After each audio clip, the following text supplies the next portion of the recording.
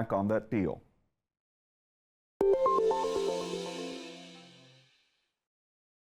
Meanwhile, tariffs could send already high inflation rates soaring next year. This as the Federal Reserve's go-to inflation gauge heats up again. According to new Commerce Department data, the personal consumption expenditures price index rose 2.4% last month. That is up from a 2.3% increase in October, but still not as high as economists were expecting. The holiday season is usually the busiest time of year for people in the food and hospitality industry. But once January rolls around, it is prep mode for Texas entrepreneurs. Many of them will be working to get their supplies in order in case President-elect Trump's threats of tariffs come to pass. Our Blessing Iwachuku shows us how a Dallas restaurant owner is getting ready. Tacos and wine, two things you typically wouldn't think would go together, but a small business owner here in North Texas has found success in this industry for nearly a decade. He's getting ready to open up a third location in North Texas, but when it comes to a possible wine tariff, he fears the impact it could have on his customers. Yeah, I'm doing well. Jimmy Contreras has been giving North Texas a taste of his South Texas culture with a twist. Kind of the only two things I know are tacos and wine. You know, it's I grew up in McAllen, Texas.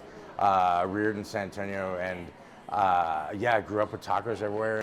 He's the owner and operator of Taco y Vino in Dallas, a taco shop he opened 7 years ago. He plans to open another location in Garland, northeast of Dallas, in the new year.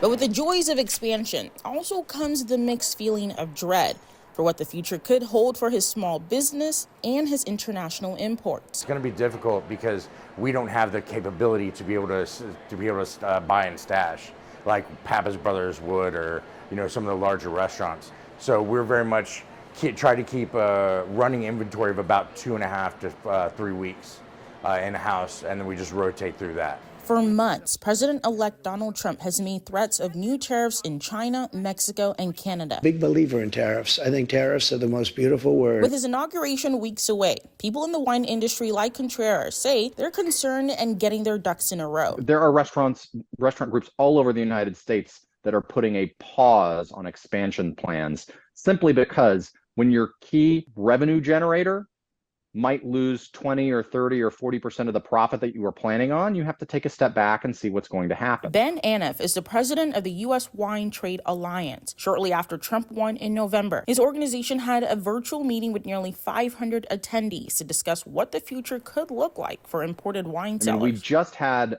a major port strike just a few weeks ago. Supply chains are already really stressed.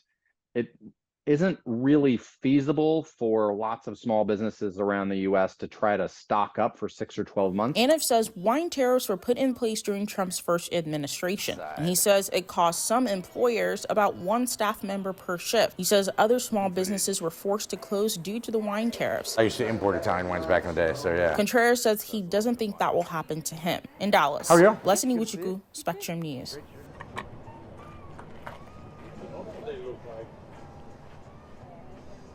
Rated our Christmas, New Year, and everything yesterday. Oh, beautiful.